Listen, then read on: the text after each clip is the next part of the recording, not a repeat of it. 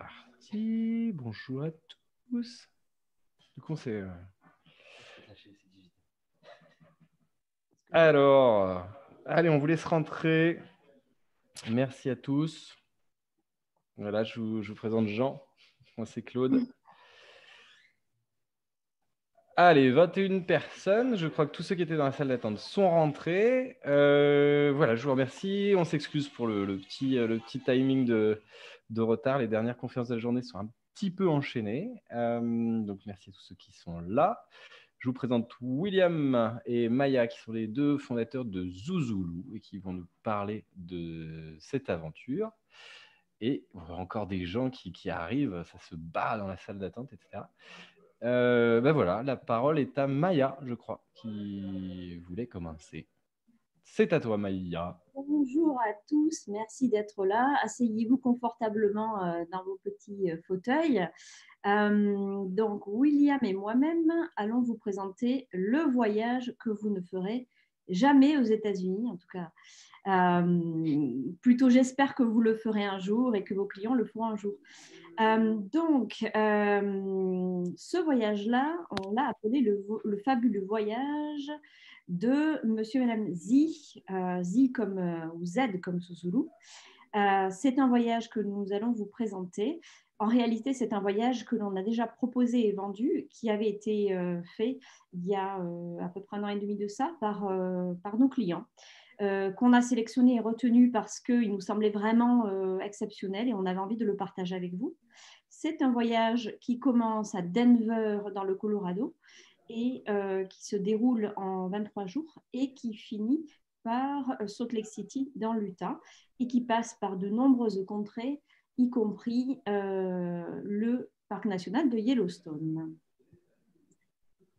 Alors, pour ceux qui ne connaissent pas, je vais vous présenter brièvement Sousoulou Travel. Alors, Sousoulou Travel est une agence réceptive francophone. Nous avons élu domicile dans le Montana, dans la petite ville de Billings. Nous sommes une équipe de 7 personnes et nous proposons essentiellement du voyage sur mesure aux États-Unis et surtout pour des clients francophones. On a une belle expertise sur la destination États-Unis et on propose des voyages originaux et de qualité. Et donc, la plupart des membres de l'équipe ont une expérience dans le milieu du voyage, dans le secteur du tourisme de plus de 15 ans. Voilà, et on est une équipe sympathique, professionnelle, réactive, avec le sens du client et de l'humour. Surtout en ce moment, le sens de l'humour nous sert pas mal. Voilà.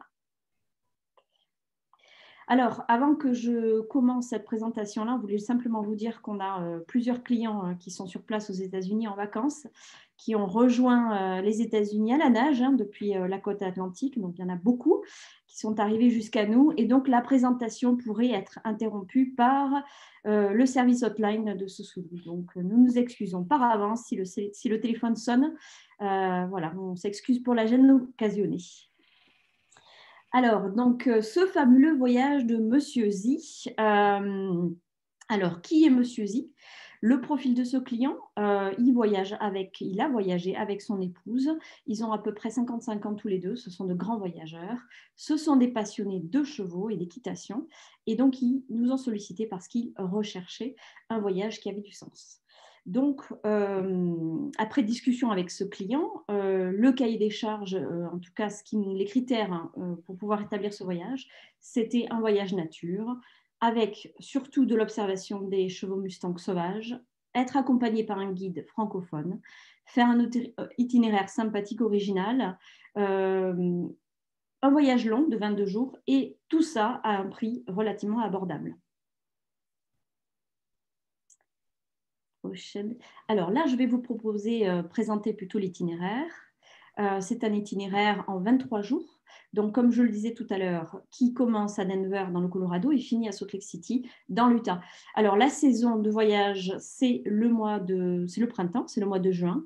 Le prix, c'est 8 500 € par personne, tout compris. Et ce voyage se déroule en 2 parties. Une première partie donc, qui va traverser le Colorado, le Wyoming, les Dakota Sud et Nord Dakota et le Montana. Et puis, la deuxième partie du voyage, va plus profondément dans le Montana, dans le Wyoming et dans l'Utah, de Billings à Salt Lake City. Et j'oubliais aussi que ce voyage est quand même un voyage qui est établi à un rythme assez tranquille. Même si les clients ne conduisent pas, si c'est le chauffeur guide qui conduit, le temps de route est d'environ 2h30 de temps de trajet par jour. Voilà. Alors, pour la première partie du voyage, l'ambiance, c'est plutôt d'immenses plateaux, des collines à perte de vue, de beaux canyons. Enfin, c'est un décor un petit peu de western, comme on le voit dans les films hollywoodiens ou les films américains. Énormément de terre avec des grands ranchs, beaucoup de réserves amérindiennes. Et donc une faune quand même qui est encore en abondance dans ces régions-là des États-Unis. Prochaine diapositive, s'il vous plaît. Merci. Alors oui, cette première partie de voyage, au fait, se déroule en 9 jours. Hein. Alors, quelles sont les différentes étapes? La première, donc, ils arrivent à Denver, ils sont un peu fatigués de leur voyage. On leur a proposé donc de dormir une première nuit en bed and breakfast parce que voilà, on a un B&B très sympathique avec lequel on travaille. Et une fois qu'ils se sont bien reposés, ils rejoignent, enfin plutôt c'est le guide qui les rejoigne au petit déjeuner le matin. Et donc, du coup, ils font un petit brief de voyage. Ah, désolé, c'est l'outline qui sonne, excusez-moi, je vais répondre. Sousoulou Travel, bonjour. Oui, bonjour, c'est M. Dupont. Bonjour, ça va? Monsieur Dupont, comment allez-vous? Ça va plutôt bien, ça va bien, merci, oui, tout va bien. Mais dites-moi, je suis un peu surprise de vous entendre parce que vous partez dans 6 mois en voyage. Ah oui, non, mais je voulais juste m'assurer que vous décrochiez bien 24 heures sur 24. Voilà, c'était tout. D'accord, ok, mais écoutez, c'est bon, non, on est bien là, pas de problème, la outline fonctionne, pas de panique, tout va bien. Bonne journée, mais à bientôt. Je vous rappellerai peut-être, mais en pleine nuit cette fois-ci, juste pour être sûr. On sera là pour vous, pas de problème. Merci. Au revoir. Alors, excusez-moi. Donc, je continue. Ces clients-là, donc, ensuite, prennent la route pour Cheyenne. Dorment dans un hôtel historique en centre-ville de Cheyenne. Alors, la ville de Cheyenne est une ville très importante dans l'histoire de la conquête de l'Ouest. C'est la capitale du Wyoming, en plein cœur des montagnes rocheuses, à 1850 mètres d'altitude. Et c'est aussi un des endroits clés, un chemin de passage pour des chemins du Pacifique, des chemins de fer du Pacifique, qui ont donc ces chemins de fer ont désenclavé les États-Unis d'est en ouest. Voilà, donc ensuite, les clients progressent tranquillement en direction du Sud-Dakota pour un séjour en immersion dans les Black Hills. Et notamment, donc en fait, ce court séjour se déroule en 2 parties. La découverte du mont Rushmore, donc il est très, très connu, hein, un des sites les plus importants des États-Unis. Vous voyez la photo ici en bas à gauche de l'écran, et ainsi que la visite de Crazy Horse Memorial, qui est aussi un site très important, je dirais, de l'histoire des Amérindiens, qui est à un quart d'heure de route. Et qui parle là de la tribu des Cheyennes avec le fameux chef indien qui s'appelait Crazy Horse. Et la deuxième partie de ce court séjour dans la région de Custer et des Black Hills, c'est pour aller voir et passer une journée dans le parc national des Badlands. Ensuite, une fois qu'ils ont fini de visiter cette région-là, ils se dirigent vers, je dirais, le nord du Sud-Dakota pour dormir une nuit à Deadwood. Deadwood, c'est un endroit où a été tournée la fameuse série que certains d'entre vous ont peut-être vue. La ville de Deadwood, c'est aussi un endroit très, très important dans l'histoire de l'Ouest des États-Unis. On y a découvert à la fin du 19e siècle des gisements d'or. Et c'est là où a été tuée une des légendes du Far West, le fameux Bill Hickok, et là où est enterrée la fameuse Calamity Jane. Voilà. Donc, les clients vont passer un grand moment avec leur guide dans cette ville-là. Et ensuite, n'oublions pas que ces clients sont toujours passionnés de Mustang. Et donc, la suite de l'itinéraire, c'est pour aller dans la région de Medora. Medora, là, c'est dans le Nord Dakota, en plein milieu de nulle part. Et donc, c'est surtout pour aller observer les chevaux Mustang et qui se trouve dans le secteur du parc national de Theodore Roosevelt. Alors, chose importante, donc là, on est dans une visite, expédition hors sentier battu. Parce qu'en fait, là, on n'a pas la garantie de voir ces chevaux-là. Il faut vraiment rouler pas mal. Et donc, en fait, c'est finalement un pari. Et il faut ne pas hésiter à rouler pas mal de kilomètres pour aller les voir. Et là, dans ce cas-là, bon, ils ont eu de la chance parce que ces troupeaux se déplacent sur de grands hectares et de grands territoires. Mais par contre, voilà, ils y sont en très grand nombre quand on arrive à les voir. Donc une nuit à Medora. Et ensuite, on prend la route direction Yellowstone avec une halte à Miles City dans un B&B qui est au cœur d'un ranch magnifique dans le Montana. Miles City, c'est vraiment la ville des cow-boys. C'est un endroit où il y a énormément de ventes aux enchères, soit des troupeaux, ou alors ventes aux enchères pour aller acheter la bête qui a le meilleur potentiel, donc taureaux ou chevaux, pour aller concourir dans les rodéos de la région. Donc c'est ça qui a justifié, je dirais, de l'étape à Miles City. Donc c'est la rencontre aussi des autochtones. Avant d'aller vers Billings, la ville la plus importante du Montana, un arrêt presque obligatoire qui retrace aussi l'histoire de l'Ouest américain et qui s'appelle Little Big Horn Battlefield. Donc je pense que certains d'entre vous ont entendu parler. C'est un site qui retrace l'une des rares victoires du peuple amérindien sur les colons blancs de l'époque, et le général Custer, qui est une autre figure militaire du Far West, y est enterré.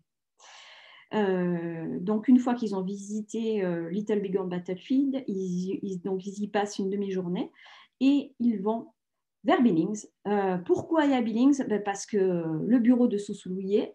Donc, c'est toujours sympa de rencontrer les clients. On boit l'apéro avec eux et puis on partage un bon petit repas. Mais c'est aussi parce qu'en fait, pour la suite du voyage et pour découvrir Yellowstone, ces clients ont décidé de louer du matériel de camping qu'on va leur remettre à ce moment-là pour aller visiter et donc le parc de Yellowstone et le parc de Grand Teton. Voilà. Est-ce qu'on peut avoir la diapositive suivante? Je vais passer donc le micro à mon collègue William qui va vous présenter la seconde partie du voyage de Monsieur et Madame Zi. Bonsoir tout le monde. Donc voilà, donc la première partie s'achevait à Billings, sur les terres de Sousoulou et aux portes du parc de Yellowstone. Nos amis s'apprêtent donc à rentrer maintenant dans le parc et dans la partie la plus connue de leur voyage. Vous allez voir qu'on peut l'aborder de bien des manières, et c'est une région que beaucoup choisissent de parcourir très succinctement. Or, on peut très largement s'y attarder jusqu'à une quinzaine de jours, voire plus, tant elle est riche de contenu et de surprises. Donc, on connaît évidemment le parc de Yellowstone pour ses manifestations volcaniques, geysers, bains bouillonnants, etc. On connaît aussi Yellowstone pour son aspect montagneux. C'est un parc qui a 2000 mètres d'altitude en moyenne, qui est constitué d'un grand plateau chapeauté de sommets alpins qui appartiennent aux montagnes rocheuses. Et puis, on connaît aussi le parc pour ses canyons, et notamment le Grand Canyon de Yellowstone, qui offre un décor très spectaculaire.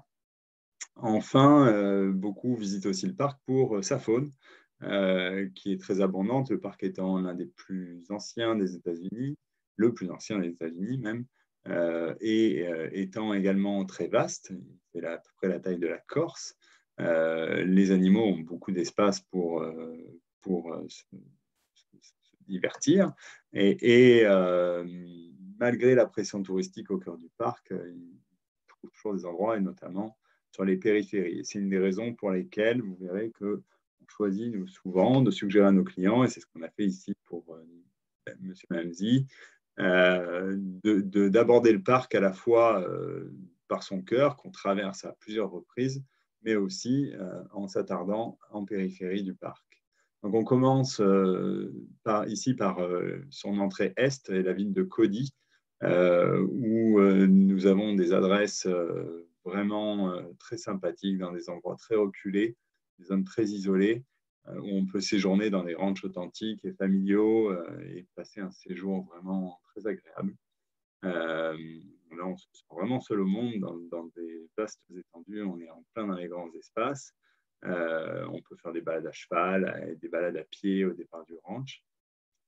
On peut aussi, au départ de ce ranch, et c'est évidemment ce qu'on choisit, M. Manzi, aller faire une sortie pour observer des Mustangs.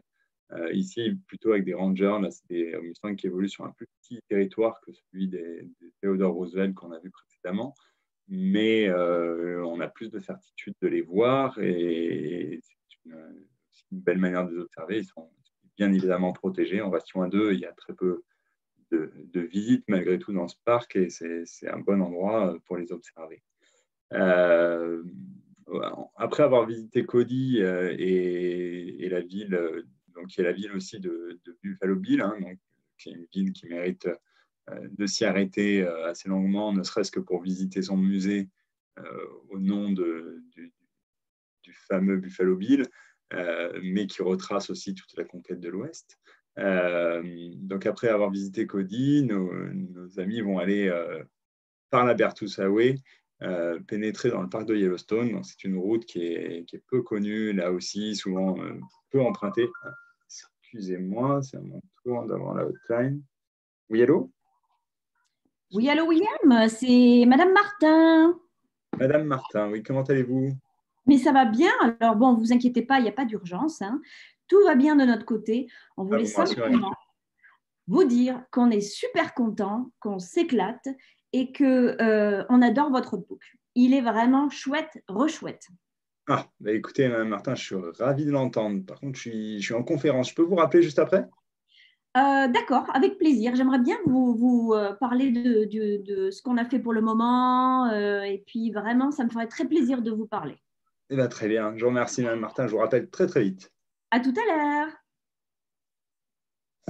Voilà, donc nos amis vont rentrer dans Yellowstone par la Berthous Highway, qui est réputée comme étant une des villes les plus spectaculaires des États-Unis. Alors, j'ai plus le programme de Mme Martin en tête, mais c'est peut-être de là qu'elle nous appelle. C'est une des routes vraiment spectaculaires et panoramiques avec de superbes paysages.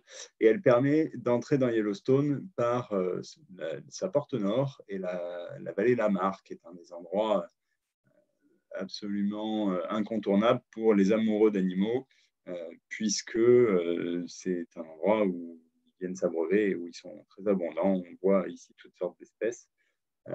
Si on est un peu patient et qu'on est prêt à attendre, et c'est surtout le cas au mois de septembre, qui est la meilleure saison pour les observer. Donc après avoir fait la Berthous Highway et la vallée de Lamar, M. Manzi vont aller faire escale à Gardiner, tout au nord du parc, qui se trouve tout près des cascades immaculées de Mammoth Hot Springs, que l'on voit sur la photo ici en haut, et qui est un des sites absolument incontournables de Yellowstone. C'est un site qui se visite en quelques heures, 3 heures, et ça mérite évidemment le détour. Donc ça, après, ils font d'abord escale donc à Gardiner, et de là, on leur a proposé de retraverser le parc pour aller à l'ouest. Donc à chaque passage dans le parc est l'occasion de s'attarder au cœur du parc et de visiter certains de ces grands sites. Ici, on peut parler de cette terre de grands prismatiques et de Fountain Pain Pots. Et en partant du nord, en allant vers l'ouest, ils vont passer par ces endroits-là. Ils peuvent éventuellement s'y arrêter, mais ils auront d'autres occasions un peu plus tard. Donc, ils vont en faire certains et font leur choix. Et en faisant route vers l'ouest, ils vont pouvoir gagner la région de Big Sky, qui est un très bel endroit. C'est une station de sport d'hiver. C'est une petite ville très vivante et c'est surtout un bon endroit pour s'immerger dans les rocheuses sans s'éloigner beaucoup du parc de Yellowstone. On arrive dans des ambiances alpines, dans un endroit qui est connu des touristes américains, mais très peu fréquenté des étrangers. Et on peut ainsi aussi avoir de belles expériences de rencontres et d'immersion. De Big Sky, nous avons proposé à M. et Mme Zi de faire route pour le cœur du parc cette fois et de s'y installer pour 3 nuits. Donc, le choix ici des nuits en camp a été arbitré sur des critères à la fois de nécessité, de souhait clairement établi de dormir au cœur du parc tout en contenant le budget d'une bonne manière, en s'y prenant bien à l'avance. On peut avoir les bonnes places de camping qui sont chères. Avec la logistique que nous leur avons fournie, ils sont tout à fait autonomes pour s'installer. Ils peuvent séjourner au plus près des sites majeurs de cette manière-là. Donc, Monsieur et Mme Zi vont continuer leur route ensuite vers le sud du parc et dormir une nuit en lodge dans la région que tout le monde fréquente de Old Faithful. On va dire que c'est vraiment le site le plus visité du parc, avec le Old Faithful qui est un geyser qui offre une très grande régularité et qui donc permet à tous les visiteurs d'avoir des certitudes sur ces éruptions. Alors, il faut savoir que des geysers dans le parc, il y en a bien d'autres, et ceux qui s'y attardent ont la chance de voir des éruptions de geysers dans plein d'autres endroits et de voir beaucoup d'autres phénomènes. Mais effectivement, la région de Old Faithful, pour ceux qui veulent aller un peu plus vite, est incontournable, et même pour les autres, parce que c'est un geyser qui est quand même massif de par sa taille. Par ailleurs, Old Faithful est tout proche du grand prismatique qu'on a aperçu un peu plus tôt ici. Et donc, c'est l'occasion de visiter ces 2 endroits. Après cette dernière escale aux abords d'Yellowstone, on est encore dans le cœur du parc, ils vont faire route vers le sud et ils vont quitter le parc de Yellowstone pour entrer immédiatement dans le parc de Grand Teton. Alors, Grand Teton est un parc qu'on affectionne particulièrement chez Sousoulou. C'est un peu là qu'on s'est construit en 2017 à l'occasion de l'éclipse qui a eu lieu ici. C'est un parc qui est très agréable et spectaculaire de par ses sommets alpins qu'on voit sur la photo en haut ici, qui domine une grande plaine qui est absolument majestueuse. C'est aussi très attachant de par le fait que la petite ville de Jackson, qui est dans le parc, aux abords du parc, est absolument... on en tombe facilement amoureux. Et puis, c'est un parc qui se prête à une immersion sauvage en pleine nature, à tout niveau, je dirais, de promeneurs ou randonneurs, sachant qu'on peut facilement se promener ou faire des petites balades aux abords des lacs qui sont au pied de ces sommets. Il y en a un certain nombre qui offrent beaucoup de possibilités de randonnée vraiment très sympa, dans une ambiance géniale. Et pour les plus aguerris, on peut aller sur la zone sommitale en randonnant avec des choses beaucoup plus engagées, évidemment. Mais on peut aussi gagner les sommets grâce aux remontées mécaniques et donc aller profiter depuis là-haut du panorama. Donc là, M. Hamzi passe 2 nuits dans le parc de Grand Teton. Ça permet un premier aperçu qui est intéressant. Une 3e peut être largement proposée également. Ici, ils vont quitter leur accompagnateur qui va repartir vers d'autres horizons pour prendre un avion et gagner Salt Lake City. Non, pardon, l'accompagnateur repart de son côté. Je me trompe, ils repartent par la route. Ils vont faire route vers Salt Lake City en faisant 2 dernières petites étapes. Une première à Pocatello qui permet d'aller visiter un site absolument ignoré de la plupart des visiteurs et pourtant qui est très intéressant. Ça ne demande pas beaucoup de temps, ça se fait sur une demi-journée, mais c'est le site de Crater of the Moon qui s'est construit